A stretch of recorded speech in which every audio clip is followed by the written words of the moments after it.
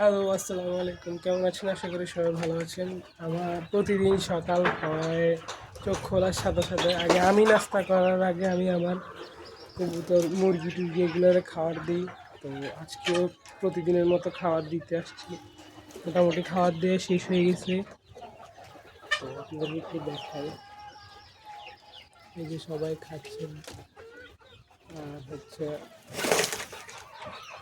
এই অবস্থা। আমার বাচ্চা মুরগিগুলো একটু দেখো, এগুলো মার্শাল্লাহ এখন আস্তে আস্তে বড় হচ্ছে। এই যে দেখেন, ওরা নিচে ওরা বাইরে ছেড়ে দিচ্ছে, ওরা বাইরে খেলতেছে। এগুলো সবগুলো আছে। আর মার্শাল্লাহ আমার কোয়েলগুলো এখন ভালো প্রোডাকশান দিতেছে, মানে 80% মতো ডিম পাড়তেছে আলহামদুলিল্লাহ। এই যে আমার কোয়েল পাখিগুলো আছে এখানে।